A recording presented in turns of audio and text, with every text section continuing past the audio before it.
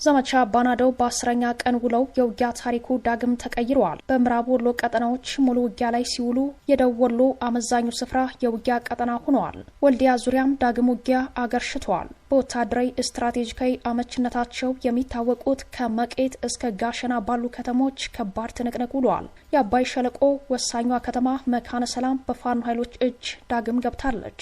ከ10 በላይ ከተሞች በፋኖ ኃይሎች ሙሉ ከበባ ውስጥ መግባታቸውን ጨምሮ ወሳኝ የግንባር መረጃዎችን ቀጥታ ከግንባር ይዘናል። በጎጃምና ሸዋ ቀጠናዎች የፋኖ ኃይሎች የማጥቃት ዘመቻ ላይ ውለዋል። በጎጃም ደብረ ማርቆስና ደንበጫ ላይ የከተማ ኦፕሬሽን ተሰርቷል። በሸዋ የብልጽግናው አየር ወለድ በደፈጣ ጥቃት ተመቷል። ዝርዝር የግንባር መረጃው ተሰናድተዋል። የህዋቱ ከፍተኛ ወታደራዊ አዛዥ ብልጽግናን ወንጅለዋል። በፋኖ ጉዳይም ምላሽ ሰጥተዋል። የህዋቱ ቁልፍ ወታደራዊ አዛዥ ውንጀላና ምላሽ በወሎ ቤት አማራ ከተመዘገቡ ካሉ ድሎች ጋር ይገናኛል። ጄኔራሉ ምን አሉ ለሚለው ምላሹን ከዜና ወጃችን ታደምጡታላችሁ።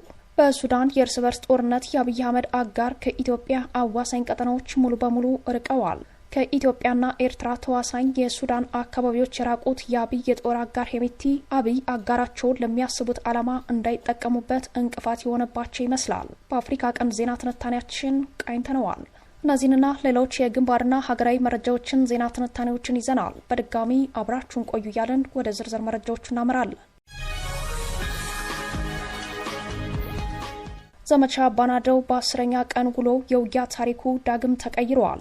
የምዕራብ ወሎ ቀጠናዎች ሙሉ ውጊያ ላይ ሲውሉ የደቡብ ወሎ አመዛኙ ስፍራ የውጊያ ቀጠና ሆነዋል። ሰሜን ወሎ ነጻ ቀጠናዎች ይዞታቸው በፋኖ ኃይሎች እንደተጠበቀ ነው። ወልዲያ ዙሪያም ዳግም ውጊያው አገርሽቷል። ዘመቻ ባናደው በዛሬው ዕለት 10ኛ ቀኑን አስቆጥሯል። በዛሬው የውጊያ ውሎ ሰፊ ቀጠናዎችን ያካለለ ውጊያ ተካሂዷል። በምድር የብልጽግና ኮማንዶና ሜካናይዝድ ጦር፣ በሰማይ ደግሞ የድሮን ቅኝት ያልተለያት ወልዲያ ከ3ቱ በሮች በሁለቱ ውጊያ ተቀስቅሶባት ውሏል።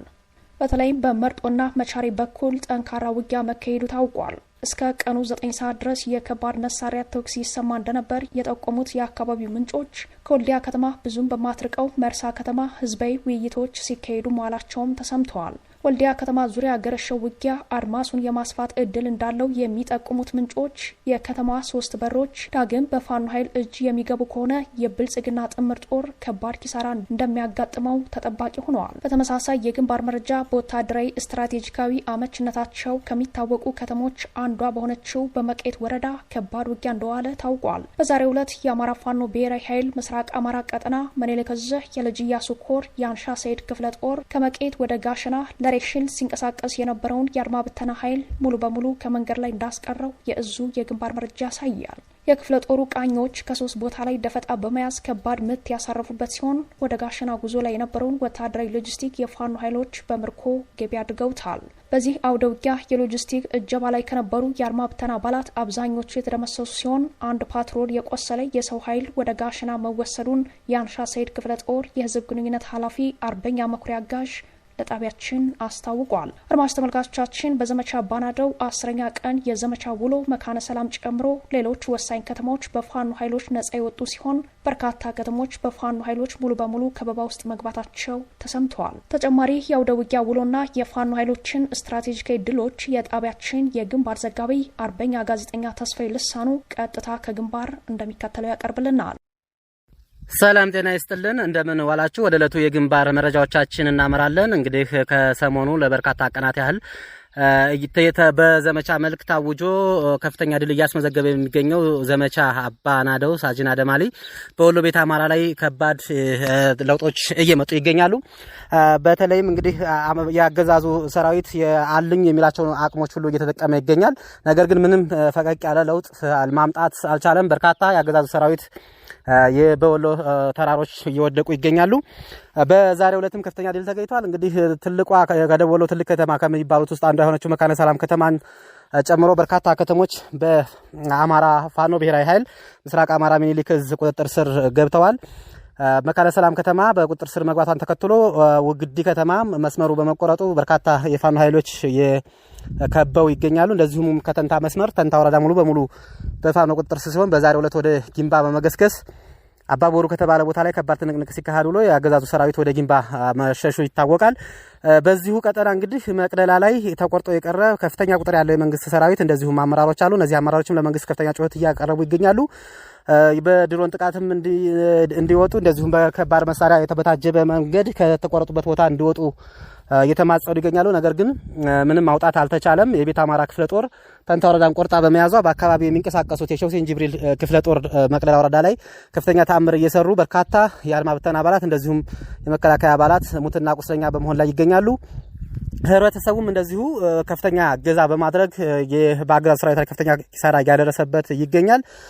በተመሳሳይ እንግዲህ በተለያዩ ቦታዎች ላይ በዛሬው ዕለት በደቡብ ወሎ በሁሉም ወረዳዎች በሚባል ደረጃ ያው ከባድ ከተኩስ በተጨማሪም ትንቅንቅ እንዲሁም ከበባ የተፈጸመባቸው ከተሞች በርካቶች ናቸው። ከላላ የሚገኙ ሁሉም ከተሞች ውግዲ፣ ሳይንት እንደዚሁም በርካታ ቦታዎች ላይ ነጻ ከወጡት በተጨማሪም እንግዲህ በከበባ ውስጥ የገቡ ወረዳዎች ናቸው። በሰሜን ወሎም በዛሬው ዕለት በወልዲያ ዙሪያ ከፍተኛ ተኩስ እንደነበረ በተለይም በወልዲያ ዙሪያ ባሉ ቦታዎች በመርጦ መንቻሬ እንደዚሁም በተለያዩ አካባቢዎች ላይ ከፍተኛ ትንቅንቅ ሲደረግ ውሏል።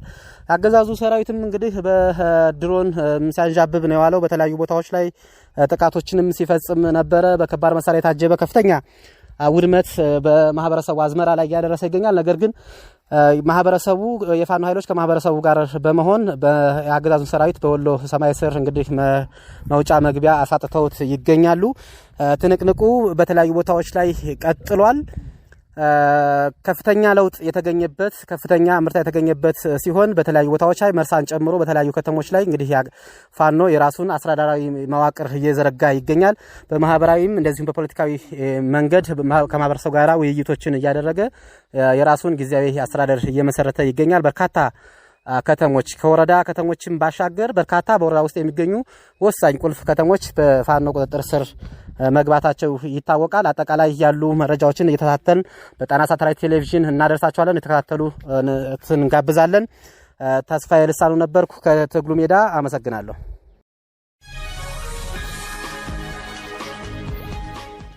በጎጃምና ሸዋ ቀጠናዎች የፋኖ ኃይሎች የማጥቃት ዘመቻ ላይ ውለዋል። በጎጃም ደብረ ማርቆስና ደንበጫ ላይ የከተማ ኦፕሬሽን ተሰርተዋል። በርከት ያለ የብልጽግና ጥምር ጦርም ሞትና ቁስለኛ ሆነዋል። በዛሬው ዕለት መስከረም 23 ቀን 2018 አፋብሃ ቴዎድሮስ እዝ ደብረ ማርቆስ ከተማ ውስጥ በአይነቱ ልዩ የተባለለት የከተማ ኦፕሬሽን ሰርተዋል። ይህን የከተማ ዘመቻ የመራው የቀኝ ጌታ የፍቴ ንጉሴ ክፍለ ጦር ንጉስ ተክለ ሃይማኖት ብርጌድ እንደሆነም ታውቋል። በተከታታይ ደብረ ማርቆስ ከተማ በመግባት በወታደራዊ መረጃ ላይ የተመሰረቱ ጥቃቶችን በማድረስ ላይ የሚገኘው ክፍለ ጦሩ በዛሬው ዕለት በአንደኛው ብርጌድ ስኬታማ ጥቃት ፈጽመዋል። በሌሊት ደብረ ማርቆስ ከተማ በመግባት ቦሌ ውሃጋን አካባቢ የብልጽግና ሹማምንትን ይጠብቁ የነበሩ የሰራዊት አባላት ዋርድያ ላይ እርምጃ የወሰደው ብርጌዱ በተመሳሳይ ከቀኑ 8 ሰዓት አካባቢ ቀበሌ 8 ድረስ ዘልቆ በመግባት የብልጽግና ጥምር ጦር ላይ ማጥቃት ሰንዝረዋል። በሌሊትና በቀን በፈጸመው ስኬታማ የከተማ ኦፕሬሽን የመከላከያ አባላትን፣ ሚሊሻዎችንና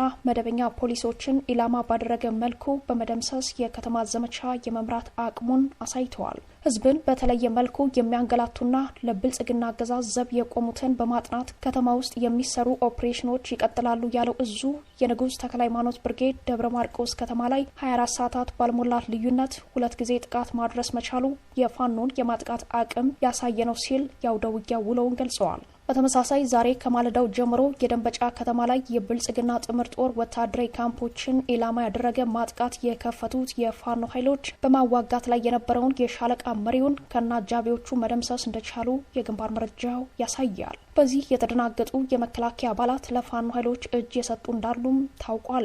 የደንበጫ ከተማውን ኦፕሬሽን የመራው የቀኝ ጌታ የፍቴ ንጉሴ 6ኛ ክፍለ ጦር የኢንጂነር ክበር ተመስገን ብርጌድ እንደሆነም ለማወቅ ተችሏል። በሌሊት የተከፈተው የደንበጫ ከተማ ውስጥ ጥቃቱ በተመሳሳይ የፋኖ ኃይሎችን የከተማ ውጊያና የሌሊት ዘመቻ መፈጸም አቅምን ያሳየ ነው ተብሎለታል። ከተማዋን ለመጠበቅ የተሰራውን ምሽግ በቀላሉ ማጥቃት የቻሉት የፋኖ ኃይሎች በደንበጫው ስኬታማ ዘመቻ የሻለቃ መሪውን ጨምሮ በርከት በርከት ያሉ የጥምር ጦሩ አባላት ላይ የህይወትና የአካል ጉዳት ማድረስ ችለዋል። ገና ሳይነጋ የጀመረው ውጊያ እስከ ረፋድ 3 ሰዓት ተኩል እንደቆየም ለማወቅ ተችሏል። ምሽጉን በእጅ ቦምብና በጨበጣ ውጊያ የሰበሩት የፋኖ ኃይሎች ደንበጫ ላይ ተልኳቸውን ጨርሰው ከተማውን ለቀው መውጣታቸው ተሰምተዋል። ከዚህ ዘመቻ በኋላ ከምዕራብ ጎጃም ቀጠና በርካታ ኃይል ወደ ደንበጫ ቀጠና መግባቱም ታውቋል። ይህ በእንዲህ እንዳለ በሸዋ ግንባር የብልጽግናው አየር ወለድ በደፈጣ ጥቃት ተመትተዋል። አፋሕድ ሸዋ ጠቅላይ ግዛት እዝ የአጼ አምደ ጽዮን ኮር አጼ ዳዊት ክፍለ ጦር ዛሬ መስከረም 23 ቀን 2018 ከንጋቱ 2 ሰዓት ላይ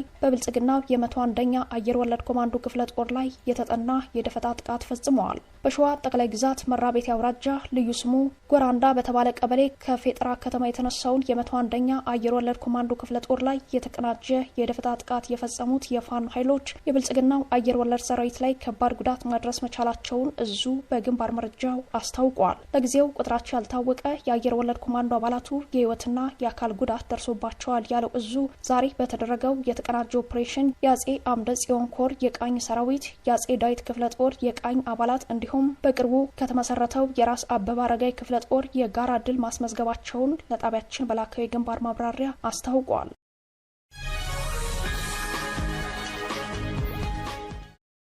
አድማጭ ተመልካቾቻችን ምርጫችሁን ጣና ቲቪን ስለምታደርጉ እናመሰግናለን። የዛሬ መስከረም 23 የምሽት መረጃ ዜናና ዜና ትንታኔዎቻችን እንደቀጠሉ ነው። የህወሓቱ ከፍተኛ ወታደራዊ አዛዥ ብልጽግናን ወነጀሉ። በፋኖ ጉዳይም ምላሽ ሰጥተዋል። ህወሓት ካሉት ከፍተኛ ወታደራዊ አዛዦች አንዱ የሆኑት ሜጀር ጀነራል ዮሐንስ ወልደ ጊዮርጊስ በቅጽል ስማቸው ጆን መዲድ ብልጽግናን ወንጅለዋል። የህወሓቱ ቁልፍ ሰው ጆን መዲድ በፋኖ ጉዳይም ምላሽ ሰጥተዋል። ዮሐንስ ብልጽግና ዶክመንተሪ እየሰራብን ነው ሲሉ ተደምጠዋል። አብ አምሓራ ዘሎ ኮይናት ኣሎ ለማቅለ ሰማዕኹሞ ነገር ኣሎ ብጣዕሚ ብዝገርም መንገዲ ሰራዊት TDF ተሳትፊ ናይ ትግራይ ሰራዊት ተሳትፊ ኢሎም አቀናቢሮም ቪዲዮ በቪዲዮ በእንታይ በሚዲያ በግዛዕምዛ በገልምታት በዶክመንተሪ ፊልም ኸውጽዎ ይዳልወሉ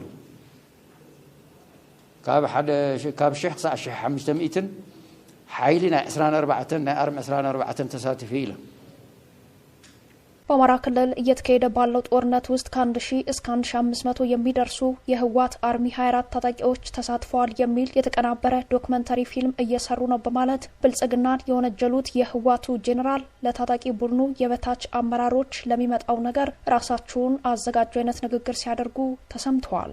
ጄኔራሉ በዚህ መድረክ ንግግራቸው ዋነኛው ጠላታችን ብልጽግና ነው፣ እዚህ ላይ ምንም ውዥንብር የለም ሲሉ የተሰማ ሲሆን ለጠላትነቱም ደረጃ አውጥተውለታል።